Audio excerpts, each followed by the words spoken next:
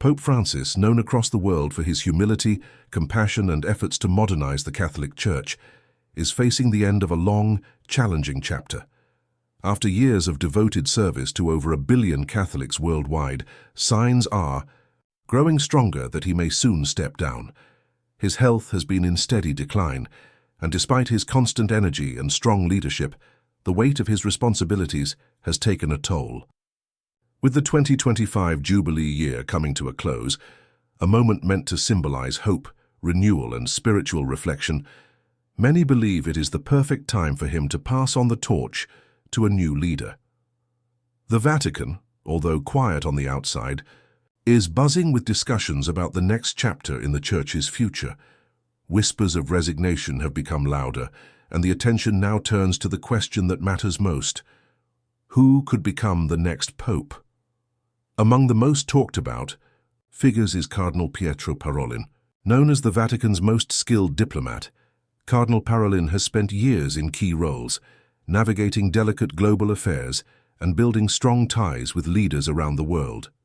His calm and measured approach makes him a strong candidate for continuing the work of Pope Francis, especially when it comes to maintaining peace and unity in a world that's constantly shifting. Parolin has already proven his ability to manage major church matters with wisdom and patience. He's deeply respected not just for his knowledge of church doctrine, but also for how he handles international diplomacy. Many believe that if he becomes the next pope, the Church would continue to move forward carefully, honoring tradition while also taking small steps toward necessary change. His leadership style is quiet but firm, and his years working behind the scenes give him a deep understanding of how to lead both spiritually and politically. Another potential future pope is Cardinal Luis Antonio Tagle from the Philippines. With his warm personality and progressive outlook, Cardinal Tagle has captured the attention of Catholics, young and old. He is known for being approachable, deeply spiritual, and incredibly passionate about justice and inclusion. His ability to explain the teachings of the Church in a simple, heartfelt way has made him one of the most beloved leaders in the Catholic world. Tagle has a special gift for connecting with people, especially in times of crisis.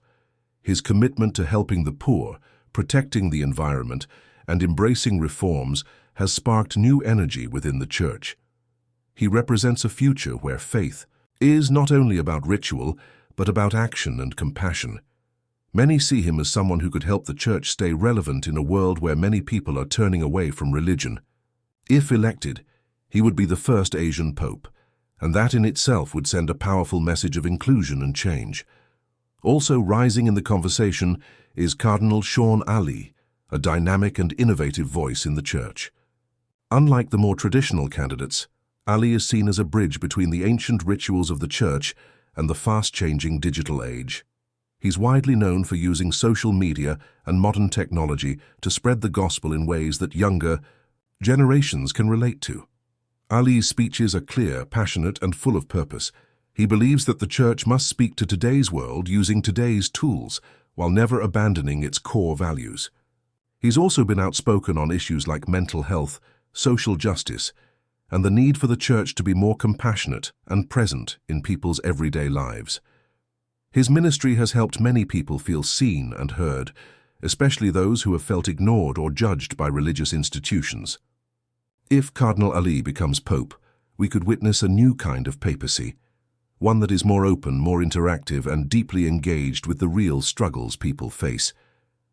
As the Vatican quietly prepares for what may come, the world waits with hope and curiosity. These three cardinals, each with their own gifts and visions, represent different paths the Church could take. Cardinal Parolin offers stability and tradition. Cardinal Tagle offers compassion and reform. Cardinal Ali offers innovation and engagement with the modern world. Choosing the next pope is not just about picking a leader, it's about deciding the direction of the Catholic Church for generations to come. This is a crucial moment. If Pope Francis does resign, his decision will not only mark the end of an era, but also set the stage for a powerful new beginning. It's a moment full of emotion, gratitude for all that he has done, and excitement for what lies ahead. Whether the next pope comes from Europe, Asia, or elsewhere, The future of the Church will depend on a leader who can carry both the heavy history of tradition and the urgent needs of today's world. The Catholic Church is at a crossroads. The challenges are real. Declining numbers in church attendance, scandals, generational gaps, and global crises. But so are the opportunities. A new pope could bring healing, unity, and fresh hope to millions. As the world watches closely, one thing is clear. The spirit of faith, love, and leadership that Pope Francis has carried will continue, no matter who wears the white robe next. The journey of the Church does not end. It evolves. And in that evolution, guided by faith, we may find the answers we need for a brighter future. On the other hand, embodies the spirit of the Church of the Poor that Pope Francis has often spoken about. Born and raised in the Philippines, Tagle experienced firsthand the struggles of marginalized communities. His humility, even in high office, continues to inspire. He often chooses public transportation over fancy cars, and he cries openly during moving sermons. His emotional honesty and deep empathy make him incredibly relatable to people around the world. Tagle has also been a strong voice for interreligious dialogue, especially in regions marked by religious violence and misunderstanding. He sees faith not as a tool of exclusion, but as a bridge between people.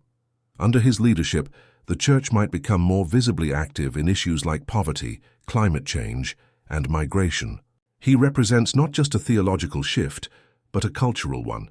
A church that listens more, serves more, and judges less. Then there's Cardinal Sean Ali, the Church's bold new voice in the digital age. While he may be lesser known globally than Parolin or Tagle, his rise has been meteoric. Born to a mixed heritage family and raised in a multicultural interfaith neighborhood, Cardinal Ali brings a lived experience of diversity that is rare among high-ranking clergy. He is fluent in the language of younger generations, not just linguistically but emotionally. His online platforms are filled with messages of hope, forgiveness, and practical spirituality, ways to live out faith in the messiness of modern life. He has pioneered virtual confession initiatives, live-stream prayer gatherings, and even mental health support services through the Church. His approach is hands-on and heartfelt. While traditionalists might see his methods as unconventional, many young Catholics see them as life-saving. Should Ali become Pope, we might see the Church adopt a new rhythm, more inclusive, more transparent, and more courageous in addressing the questions people are really asking today. How does faith relate to gender and identity? What does the Church say to someone suffering from depression, addiction, or loneliness? Can a sacred institution evolve without losing its soul? Ali doesn't pretend to have all the answers, but he's not afraid to ask the questions. Each of these men, Parolin, Tagle, and Ali, brings with them a powerful story and a vision for the Church's future. But none of them stands alone. Behind the scenes, there are alliances being formed, conversations taking place in quiet corners, and prayers being whispered by cardinals, priests, and everyday believers alike. The next conclave, whenever it may come, will not just be a political event. It will be a spiritual moment, a gathering of minds, hearts, and souls to discern who among them carries the strength to bear the weight of Peter's keys. And what of Pope Francis himself? Even as talk of resignation swirls, he continues to lead with dignity and grace. His public appearances are more limited, his steps slower, but his voice remains clear. Just recently he spoke about the importance of forgiveness in a divided world, urging Catholics to build bridges, not walls. His final months, or perhaps years, of leadership are likely to be marked by personal reflection, quiet preparation, and a deep focus on legacy. He may even play a key role in guiding the Church toward a smooth transition, offering blessings and wisdom to the one who follows him. One of the most profound things about this moment in Church history is how global it truly is. No longer is the papacy an exclusively European affair.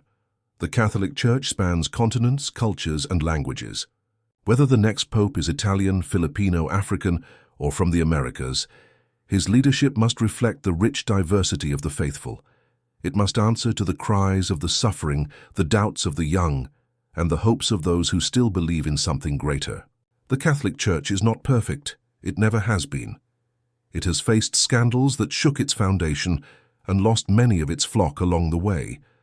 but it also remains one of the largest forces of charity, education, and community in the world. It baptizes babies, marries lovers, buries the dead, and offers meaning in times of despair. The next pope will inherit all of this, the light and the shadow. There's also an unspoken but growing expectation: women. While the Church still does not allow women into the priesthood, the next pope may be the one to truly empower them in leadership,